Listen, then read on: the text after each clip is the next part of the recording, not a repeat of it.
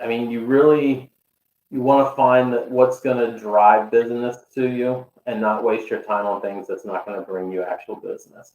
So it sort of comes down to, you see a lot, social media is big right now. So you see a lot of people. In the beginning, I was one of those where I'm constantly posting, I'm a realtor, I'm putting things out, but it wasn't getting me any business. So I realized that I need to bring value. I can't just say that I'm a realtor because I've got 20,000 other people saying they're a realtor to the same group of people. So, I wanted to bring value. So I became the local expert in my area. So I focus more on what I can bring to somebody, the knowledge of the area, the knowledge of Volusia County, and I can show that through social media, and that helps build clientele and build relationships in the community. So that's really what I did to transition and to help build the business I have now. Kurz looking clean with his whole sales team. We ain't come to talk nonsense. It's all about the process and profits until we make $1 billion from deposits. He never slacked and teach him to take action. So far from whacking, never gave up his passion. Can't catch him lacking, damper down on his fashion. He forever stacking, running up all the cash. Real estate mastermind. Check out his book, he gave us the blueprint. Really can't hate the grind. Put in the work, no making excuses. Quitting's a waste of time. You made it this far, don't make your life useless. Pull up and taste the wine. He got the flavor, mixing the juice. All right, welcome back, everybody, to another episode of the Freedom Achiever podcast. My name is David Adam Kurz, and I'm so glad that you're tuned in today because I brought my friend Matt Miller with me. But if you're watching this right now, if you're listening to this right now, please go ahead and hit the subscribe button.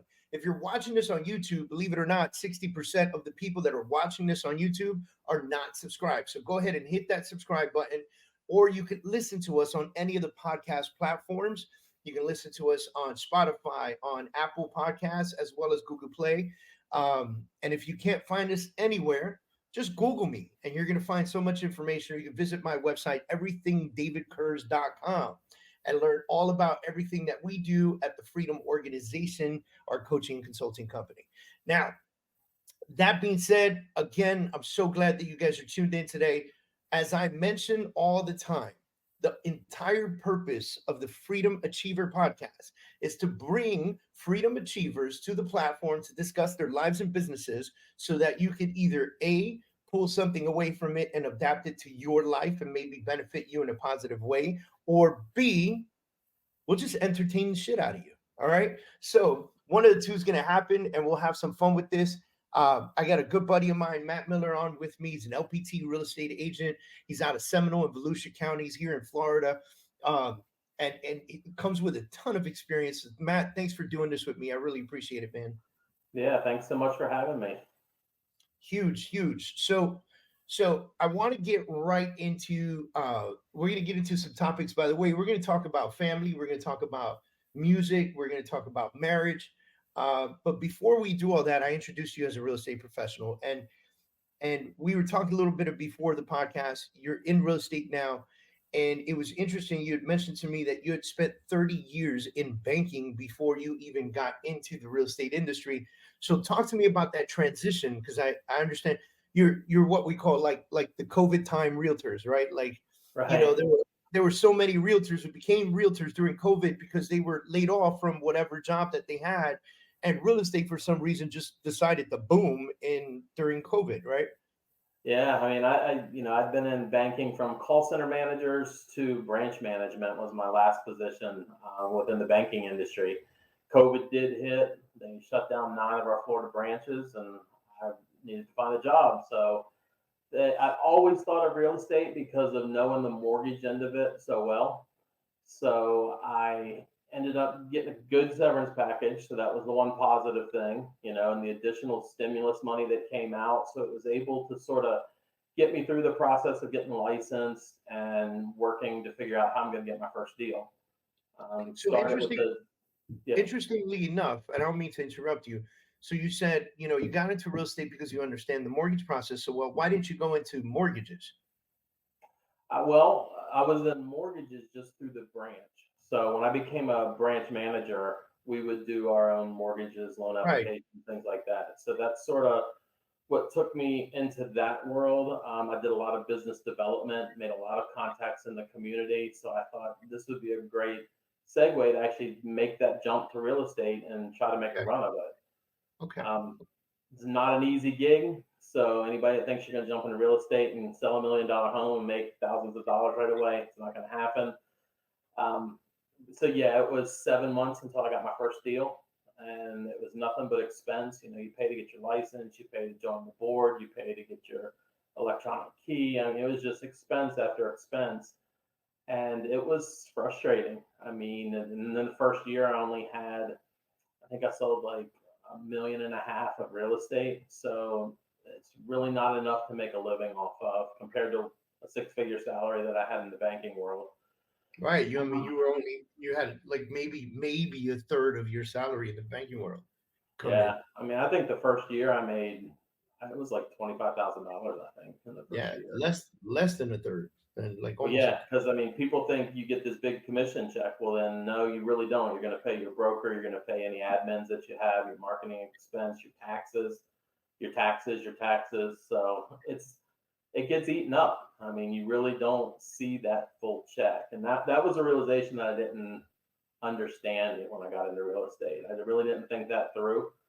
So, you know, I get that first check. I'm like, wow, this is awesome. And then I look at how much I have to put back. And I was with a different broker than LPT at the time. And I was paying a lot to them. And it was a real eye opener. And that sort of led me to progress to try different, brokerages and end up at LPT, which has been a lifesaver, really. Yeah, yeah. It's interesting that you said that it took you 7 months to get your first deal. Why do you think? And I know COVID was a factor, but also COVID was a boom in the industry. Why do you think it took you that long, to pick up your first like official deal? Yeah, I think it's just because I didn't know how to get myself out there. The only training that I had coming out of real estate school was call everyone in your sphere of influence and let them know you're a realtor. And now you know how many square feet are in an acre. Right, I know that too. Yeah, but it just wasn't.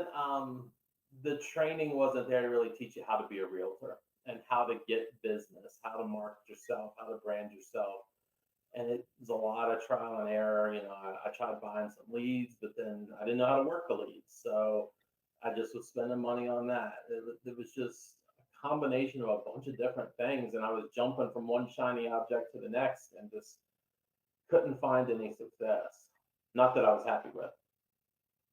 So, when you said it earlier, you alluded to saying, this is not easy.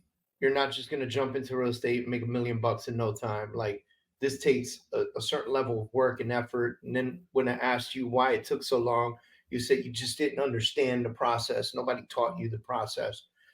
And you're right. Like I always have constant conversations on this podcast about should we make the test harder? And should there be more information to prepare you for those first, steps in real estate? And the answer is always yes. Everybody believes it, you Yeah. know? And so, interestingly enough, you're saying these things. What do you think, besides not knowing how to get yourself out there, what do you think makes real estate such a difficult it's such a difficult career? Yeah, I mean, there's a couple of us out there in the world. So you really have to differentiate yourself and you have to bring a level of service that's going to be, in my opinion, second to none. And that's something that I strive to do. I answer my phone, so that's a good starter. You'll try to work a deal with another realtor and it's just voicemail after voicemail, or you get their assistant and you really can't do what you want to do. So Right. that was a big thing in the beginning, was figuring out how I was going to stand out from other realtors, what was going to leave a lasting impression. And through the progressions and different people that I followed and mentors along the way, it just, I was able to pick a little bit from this person and a little bit from the other and sort of pull together what I am today. And Right. still don't have the level of success I want, but I definitely am able to take care of my family with my job now as a realtor. And that's so it's interesting you say you still don't have the level of success that you want. if you came into real estate in 2020, which I'm assuming because of COVID, 2020 timeframe, Right. it's now 2024. And so this further goes into the idea of, hey guys, this is not your overnight gig, right? Like you're going to put work into it. So would you say that you are successful in real estate, just not where you want to be? Yes, because I'm able to do this as a full-time job and pay my bills and have some extra on the side and be able to reinvest some into my business. So to me, that determines me as being success. I'm highly reviewed. My customers and clients love me. Um, so there's a lot of success in that, and it gives me joy doing this as a realtor. Whereas the 30 years I spent in banking, it was fun in the beginning, but it's really just going through the motions. You're doing the same thing every day, and it was tiring. And Yeah. getting 3 weeks vacation a year. So with real estate, I have that flexibility where if I need to go do something, I can go do it, and it's been great, and for my family life too. If I need to go watch the grandkids, and if I need to do something for my wife and run an errand, I have that flexibility now, and it really sort of lightens the load all across. Yeah. And with flexibility, I always ask this question because, I run and operate three different businesses. So I think real estate has given me the flexibility to do that, right? I also know real estate agents that are like, for lack of better words, balls to the walls all the day, every day, and they don't show real production. And, of course, you got the ones that are balls to the walls all the day and they have tremendous production, but there are more that are just busy doing a lot of nothing, right? Right. And so I guess my question to you is, how do you find that flexibility and still maintain a consistent business? Well, I mean, you want to find that what's going to drive business to you and not waste your time on things that's not going to bring you actual business. So it sort of comes down to, you see a lot, social media is big right now. So you see a lot of people. In the beginning, I was one of those where I'm constantly posting, I'm a realtor, I'm putting things out, but it wasn't getting me any business. So I realized that I need to bring value. I can't just say that I'm a realtor because I've got 20,000 other people saying they're a realtor, to the same group of people. So, I wanted to bring value. So I became the local expert in my area. So I focus more on what I can bring to somebody, the knowledge of the area, the knowledge of Volusia County, and I can show that through social media. And that helps build clientele and build relationships in the community. So that's really what I did to transition and to help build the business I have now. Do you think that real estate's your end all? Like this is it for you. This is the game. This is it. This is it, but I've also, and I didn't put this or tell you about this. I started a transaction coordinator business with my wife. We're trying to get her out of the industry she's in, so and have the same type of flexibility. So we started this business in June of last year, and we're now to the point where we're starting to make some money on it, and we're going to draw our first full paychecks in the month of March.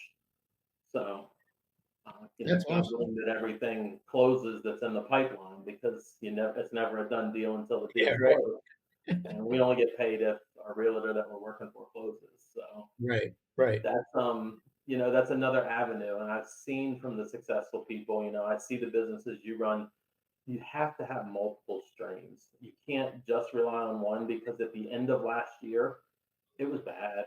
I didn't Yeah. have a single deal from August to the end of the year. And Wow. unfortunately, we had budgeted that there was money there to draw paychecks in the future, but it was um it was tough, and that sort of led to the whole idea of doing the transaction coordinator, to have something to get through maybe some slow points. You can't rely on just one thing. So Right. I will always be a real estate agent, but I don't know if this is the only thing I'll ever focus on doing. That's cool, man. I enjoy.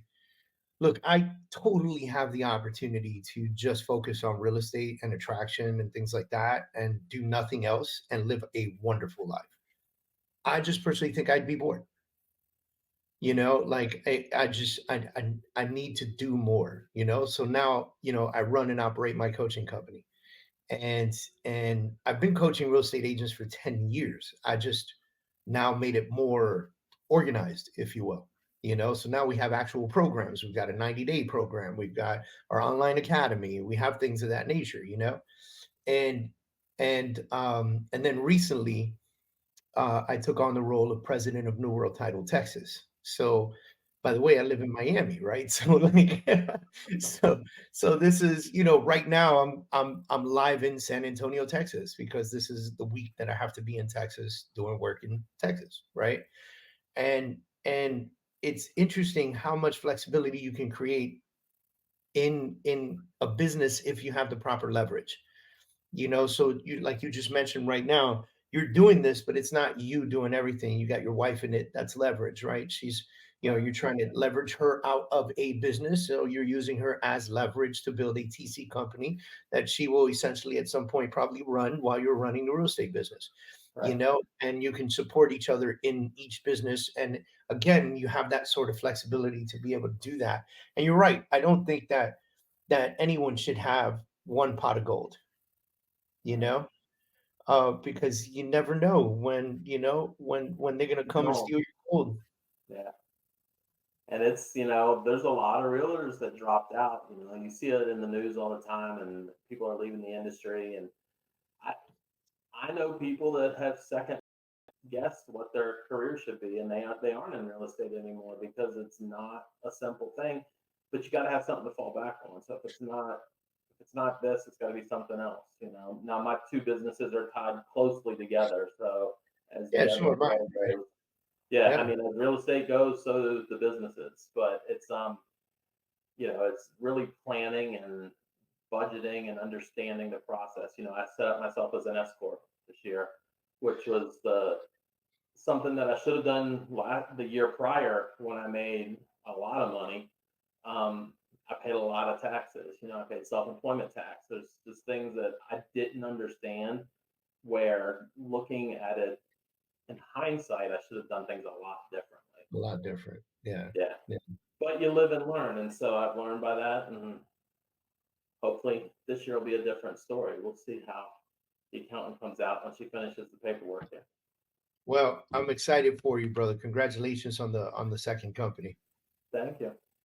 So I'm gonna dig into some real quick because I took some notes before we got in, and this made me laugh because I've got a good story behind it. But you played drums for a very long time. Played drums since you were in elementary school, high school marching band, all state, like the whole nine, like Right. to the top with it. Then you get a music scholarship, and you turn down the music scholarship to chase a woman. Yeah. so talk to me about that, because listen, we're men. We've all made bad decisions over women. All of us, right? There's not one man out there that could say he has not been influenced by women some way, somehow, right? So Yeah. I mean, we met, I was 14 when I met her, and she lived next door to my grandparents in Pennsylvania.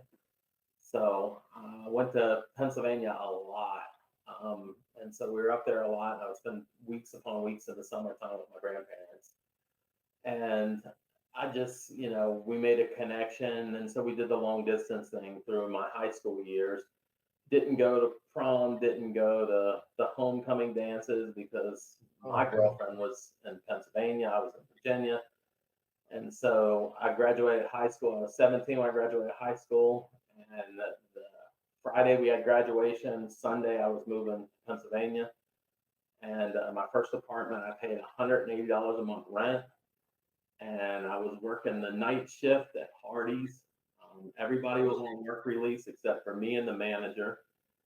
And I wanted to go to Penn State because that's where she went to school. And I couldn't afford out of state rates, which is what I would be paying. So I waited a year to become a resident so I could get in state tuition.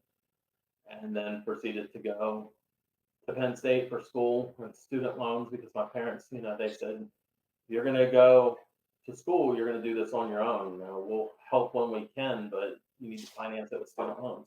So, Well, not only that, but you did have a scholarship and you turned that down. So now suck it up. Right. Yep. Yeah. Yeah.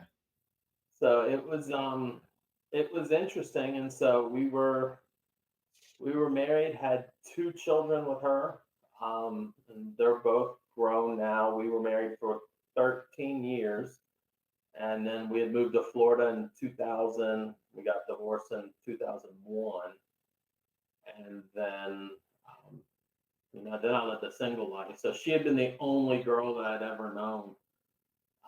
So then I sort of lost my mind when I was that single guy and didn't know what to do. So I was out in the clubs and I was doing everything. So that was that was a few years of that until I realized I can't afford to live like this. So Pimping ain't easy, man. Pimping ain't yeah, easy. I probably from 2001 to 2007, I probably moved, I don't know, 10 times, I bet. I had 7 different roommates. Never could pick a solid roommate that would pay the bills. Like it was something. So That's insane. And yeah, so you're remarried, remarried now. So another child, right? Because you got 3 daughters. right, she was a child between her ex-husband and my Oh, so wife. you're a blended family like me. Right, yeah. So Nice. she's my stepdaughter. They had adopted her in 2003, I believe.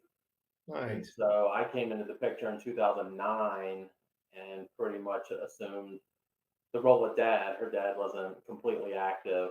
Um, and then they relocated here. So he was in Texas and they moved to Florida in 2010. And then we got married in 2014. So, yeah, now we're kid free though. So we have no kids in the house anymore. That's nice. We can focus on the grandkids and we just got a new dog, even though we said we weren't going to do it. We did it.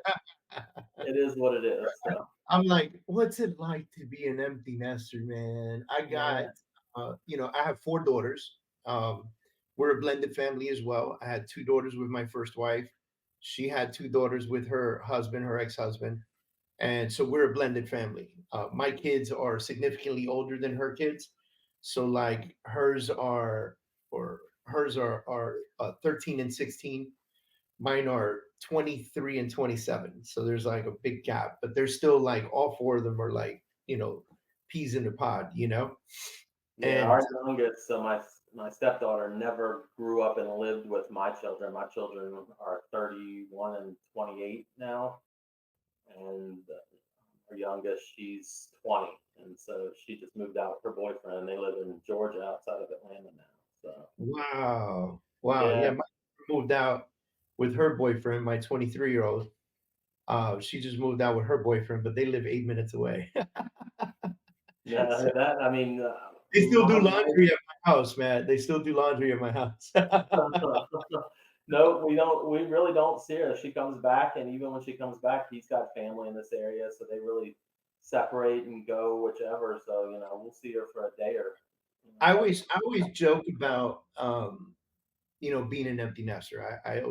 I make those jokes all the time, like, oh, I can't wait, have this whole house to myself, go walk around in underwear, like that stuff. And then I think about it though, like when I'm looking at them laughing at the table and stuff like that, I'm like, I don't know how I would feel when this laughter is gone. When it's just not, when it's that eerie quiet feeling in the house. Like, Yeah, is it a difficult thing to get used to? it took a few months to really get used to it. For my wife, it probably took a year to get used to it.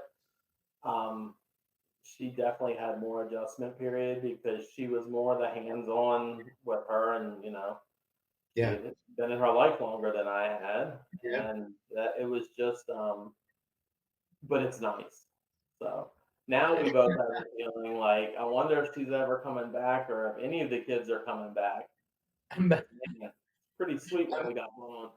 yeah, I mess with the kids all the time. I was like, listen, as soon as the tiny one, her name's Allison, I said, as soon as Tiny goes to college, we're selling this house. We're getting a 1 bedroom. Yeah, that's when you downsize. My office now is what used to be our daughter's bedroom, so we've converted Yeah, into a home office for me, and then my wife works in our guest bedroom, and yeah. it is.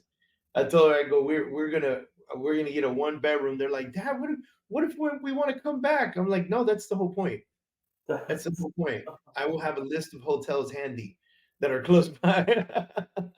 And it was an adjustment, but I mean, my two oldest, I'm fortunate. My oldest daughter has two children, so we have two grandkids. They're 3.5 and 1.5 now.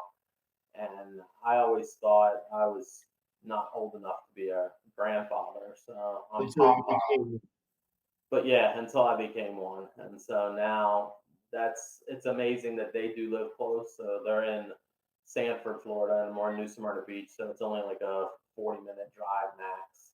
Um, but we so get there quite a my bit. oldest daughter, my 27-year-old, has two stepchildren, stepson, stepdaughter, and they call me Papa Dave. So that's the closest I've come to being a granddad. But it is, even though they're not my blood, they're being raised with her, and so it's interesting. Even they live in New Jersey, and when I see them, like my daughter came down for my 16-year-old sweet 16 this weekend, and her stepson was like, "Wait a minute, you're going to Papa Dave's house?" And she's like, "Yes." And he's like, "Why are we not going?" You know, he's like, and it's a very interesting feeling to I still feel like I'm too young to be a grandpa, right? But at the end of the day, I have a 27-year-old and a 23-year-old. Like, Right. like I could have very well been a granddad for 8, 9 years already by now, Yeah.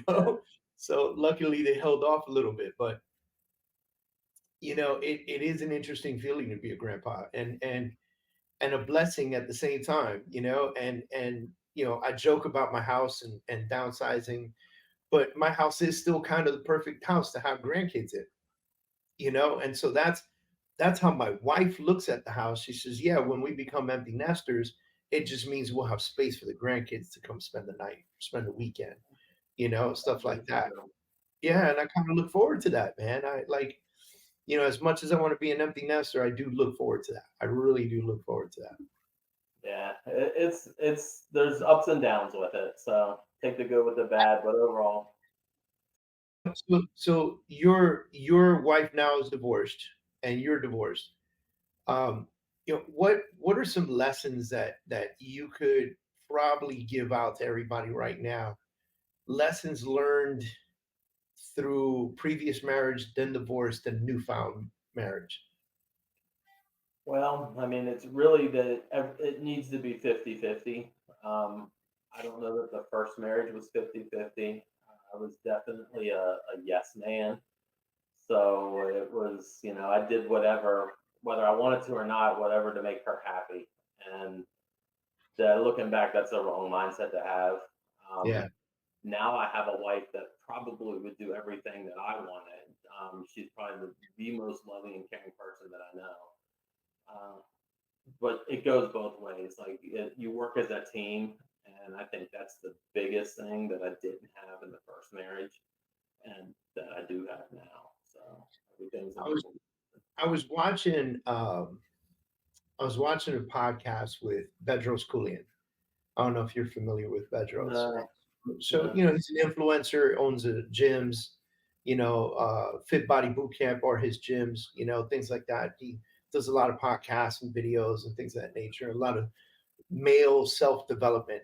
And he said something one time where I thought to myself, as smart as this person is, he probably doesn't have a lot of world experience. And he said, I don't feel like I can trust somebody who's been divorced. Like that's not the type of person I would want to have in my inner circle.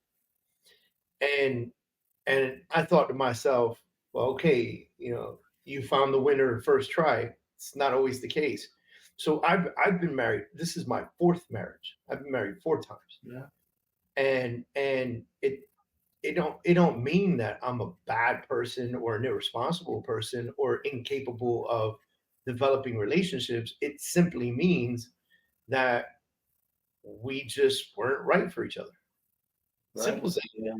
people grow apart too. We have different needs and wants, and I was very young, 14 years old. I mean, there's a couple things that you want, and that's about it. So, but as you grow older, you start planning your future, and they go in different directions. So, I don't think it's uncommon for young couples to end up divorced. I mean, I think it's very rare that you see a couple start dating in high school, middle school that stay together until they retire and end up marrying one another. So I think that's the exception rather than the rule. So I would not judge someone based on I don't think the I would fact either. they're being divorced.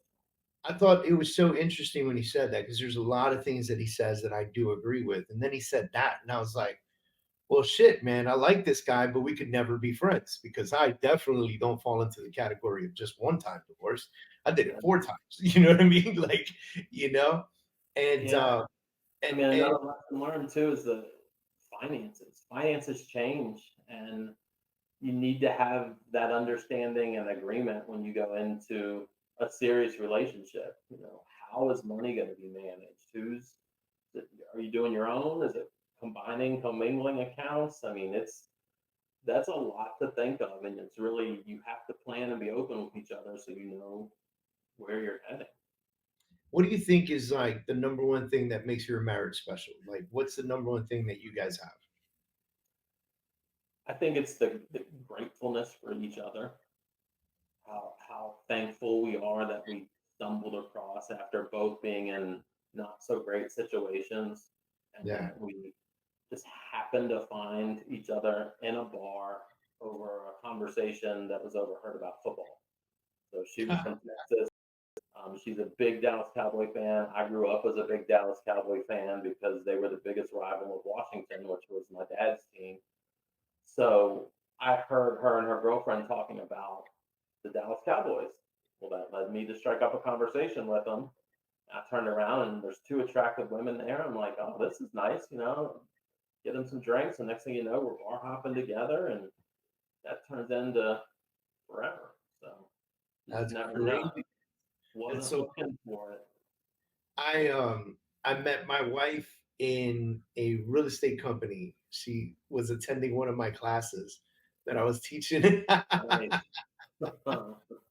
And then she stayed behind after the class to ask for some advice on stuff, and like kind of at the time she was a brand new agent, she was looking for legitimate help, and we became friends, and it was uh maybe a few years later that we actually connected, but like, that's where I met her. That's how I met her. And it just so happened that I happened to be going through a separation same time she was going through a separation.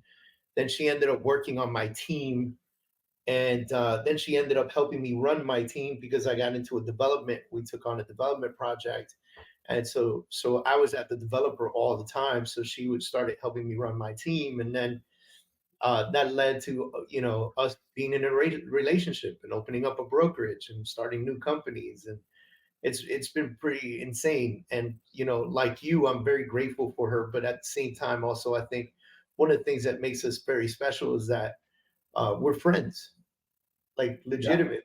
Yeah, we're friends first. I could say that friends first, lovers second. You know, because even love can fizzle, but if you have both, I Right. think it's like a power factor. Perfect mix of both. Yeah. I would Yep. agree with that.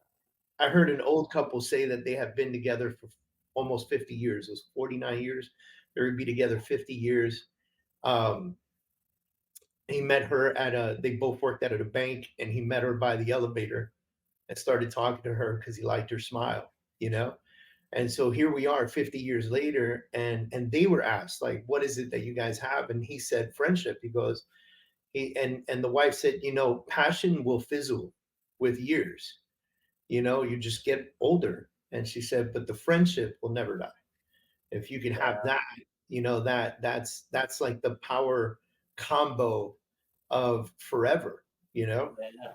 I mean, we did long distance for, so it was almost a year, I guess. Um, and I think that made a huge difference because we really got to know each other with, Yeah. hours and hours of phone conversation or just watching TV together on the phone. I mean, it was something that I hadn't experienced. And when I didn't have my kids, I had them every other weekend. I was flying to Texas to see her, and I mean that was whirlwind. I'd leave on Friday after work, and I'd come back Sunday night or depending Monday morning. 'Cause at the time I was working, I went in and worked 12 to 11, so I was in at noon working in a call center then. And so, man, I racked up the miles on AirTran at the time. So unfortunately, they merged with Southwest, I guess. So You lost all of that. yeah, yeah, it Dang it, transferred over some, but not dang the. it, man. It's funny, I have a very, very good friend of mine. I won't say his name for purposes, but he had this girlfriend in high school, and he wanted to chase this girl around, man. And he had a music scholarship. That's why I was laughing kind of when you told me the whole thing. Amazing saxophone player, amazing, amazing. He got a scholarship for college for playing the saxophone, and he had this girl, and she was, man, I just knew there was nothing right about this girl. You know what I mean? Like nothing right about this girl, and we ended up convincing him to join the Marine Corps with us and drop her and the scholarship. Wow. And here's the worst part. He loses his scholarship. He joins the Marine Corps because they promised him he's going to be part of the Marine Corps band. He never makes the Marine Corps band. He's ends up becoming a war vet, right? So he's been to Afghanistan and Iraq. Um, ends up marrying the girl, has a kid with her, gets divorced. She leaves them, and he becomes a single father in the military. Huh. And but let me tell you something. This guy is he is a G. I mean, he is just I look up to this guy for everything that he's endured and done. He got out of the Marine Corps. He went to the Air Force. He's retiring this summer in the Air Force. He's also highway patrol, so he's got another 5 years of highway patrol time. His kid did really well. He's off to college. Like, dude, you know what I Wow. mean? Like, Yeah. what a that to me definition of a man. Yeah. But I thought we 100%. saved his life by getting him away, and he ended up taking her with him. But he got a beautiful baby boy out of it, man. That's always a blessing there. So Yep, yep, yep. And that's why I was cracking up on that, man. So I always tell people if I can give anybody advice on marriage, and I try not to give a lot of advice on marriage because, I feel like I'm still rookie status on this. My wife and I have been together for almost 10 years, been married 6 years. I've been in their kids' lives, like those are my kids. Like when the kids are 13 and 16 and you've been around for almost a decade, like you've been around for their lives. yeah. And we had the Sweet 16 this weekend. Uh, you know, my stepdaughter says, she wants to dance with her dad, but she also wants to dance with me. And I thought that was such a blessing. I had an opportunity to have a father-daughter dance with her.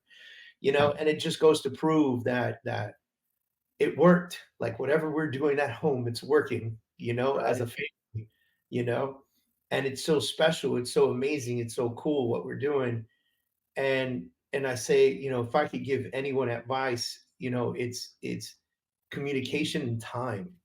You know, I think high levels of communication in the home really go a long way, even with the kids. Yeah. And the second piece is time, like putting in the time, not just time in marriage, but time spent on marriage, time spent on fatherhood. Like the time that you spend on that is the time that it deserves.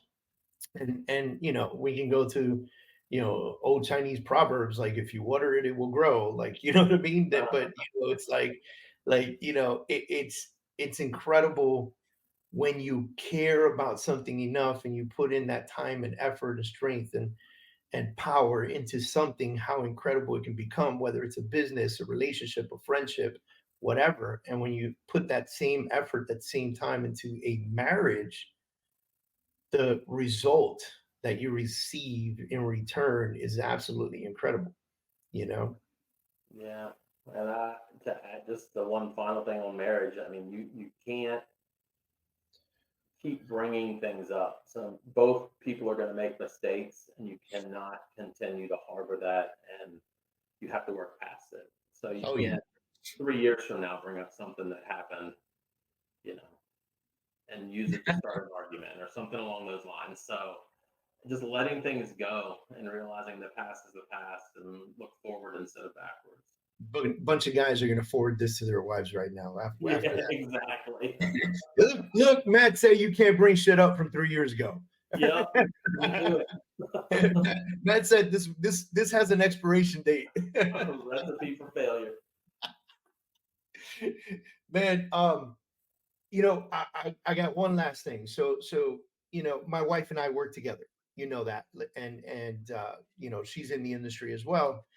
And we've always done really well working together. And when she's not working on projects that I'm working on, it's almost like I miss her. Like, where's my wife? I need her to be involved in all my projects, you know? And now you're setting that up now, like where you guys are, you know, she's leaving, you're pulling her out of whatever it is that she does for money and bringing her into the industry, because even though it's a different position, it's still our industry. How is that the relationship with you guys now? You know, because now she doesn't leave for the day and come back from a 9 to 5. So like, how's that relationship developing where you live, work, and play together now? Well, she still does have her 9 to 5, so she's going to have Okay. that for a little bit. She does work from home 2 days out of the week, and then she's in the office 3. So we have 3 day break where we're not 24/7 with each other. Um, she would probably tell you that I'm a horrible communicator with how to teach somebody and train them how to do something. So we are we butt heads a lot because we have different ways of processing what we're doing. So we've got to figure out the best way and what the happy point is there as to how to teach her, because I know, being a realtor, I know a lot already. I know the contracts, I know the different addendums or lead-based paying. I know everything that goes with being a realtor. So I'm having to basically train her that, and then understanding the process of what we're doing. Um, so to me, I just sort of jump through things and take it for second nature that she should understand and know what I'm talking about. So that's Okay. our biggest issue. But as far as spending time, she would love it. I mean, during COVID, she worked from home all the time. Um, it makes it really nice. It helps with our family life, when you can walk out of your office and you're in your kitchen and you can both start helping them dinner or whatever the case may be. It's different than having to get and drive 45 minutes home and fight with traffic and then be angry when you get home. So I think there's a lot of pluses, and I think we'll do well when and if the time comes that she's full time and we'll be at home. Yeah. So it's just, we got to get through some of the rough spots of the training aspects that she knows. I wish you luck on that, man. Yeah. You know, I had an old assistant many, many, many years ago, and I kept trying to tell her what to do, and she kept doing it differently. And I got pissed off one day, and I said, "Man, why won't you just listen to me? I'm telling you exactly what needs to be done." And she turned around, she looked at me, and she said, "If what's more important, the method in which it's done, or the fact that it gets done properly?" And I said, "Well, the fact that it gets done properly." And she said, "Well, does it matter how I do it as long as I get it done properly?" And I was like, "Well, I guess not." And she goes, "Well, then let me do what you pay me to do." Right. And this was a lesson from an assistant, right? This wasn't like some pro. This wasn't my spouse. This was an assistant that looked at me and said, "Will you just shut the fuck up, basically, and like let me do the work, like get out of my way." And I learned that lesson years ago, and now similarly, my wife and I have different methods in the way that we do things. I am a very headfirst risk taker, kind of entrepreneur. She's a much more calculated, think about it kind of, entrepreneur. So sometimes in our paths of discussing things, we have disagreements, right? And what we found is that we can have these disagreements, air them all out, and then it's in my business up to me to decide if I'm going to follow my path or her path. Right. The point is that we got to air out our differences without getting pissy and upset at each other, even though sometimes I get pissed. I won't lie to you. Sometimes I'm like, man, Well, and listen to me. And that's she's the like, key. yeah. She's like, no, you listen to me. I'm trying to tell you something. I see something you don't see, but I get hard-headed sometimes, man, And I naturally the coach in me wants to coach her, but you cannot coach your wife, No. So No, you cannot. you cannot coach your wife, refrain from coaching your wife, right? So yeah, man. So that's something that we have found that works is that we air out our differences, we put them on the table, and sometimes we whiteboard together. So I'll be like, all right, dude, listen, Saturday, meet me in the office, let's whiteboard this out. Let's look at it for what it is, because I may have seen something or read something that resonated with me that you don't know about. So let me explain. And when I do that, sometimes she'll come in and she'll plug the holes. And that's where we're kind of like, oh shit, all right, this makes sense now, Yeah, I mean, she's a project manager in her current role, and she definitely has a process to how she does her things, and even from copying and pasting. I'm right clicking on the mouse and pasting. She's doing control, whatever it is. I don't even know what it is to copy and paste. So it's from just little things like that, and they'll drive us crazy between each other when we get together and try to start working. But what's helped is I've had to work with virtual assistants, which is something that I've started to utilize. And there's a training curve there. There's a learning curve as to how to communicate, especially with somebody that's not necessarily a U.S. citizen. So there's definite things that I've learned from that as to how that'll correlate into helping us grow this business. So, Tremendous amounts of patience. yes, definitely patience. So, well, Matt, dude, thank you so much for doing this podcast with me. It's awesome. I'm looking forward to seeing you next week in St. Pete. Yes, looking forward to it. And thanks so much for having me. It's been fun. I wish you the best. And huge, man. You've Same been a here. mentor of mine, and I've followed what you've done, and I've learned a lot, to the point that I used to be able to join into your calls all the time when you were doing them, but now you're busy, which is now I'm busier. I got too much to do. I good don't have thing. time to sit on calls. Well, I got some cool stuff coming up that's gonna allow it's gonna be open format, free access to a ton of stuff that I do. So I'll keep you posted on that. We'll be talking about it on a future podcast pretty soon, but it's gonna be pretty awesome. All right, sounds good. Awesome. Well, everybody, if you enjoyed this podcast, go ahead and give it a like and a comment and make sure that you subscribe. And obviously, if you made it this far into the podcast, I'm pretty sure you enjoyed it. So hit us up if you need anything. Again, my name is David Adam Kurz. I'm the founder of the Freedom Organization. We're a coaching consulting company for businesses in the real estate industry, everything from real estate, title, new development, sales teams, mortgage. Anyone that has a sales team, I'm your guy. Right. And Matt Miller's out in that Seminole, Volusia County. Make sure you reach out to him with any real estate needs that you might have. Again, go ahead and hit that subscribe button. We love having you guys. Thank you very much for tuning in. And we'll see you guys at the next podcast. All right.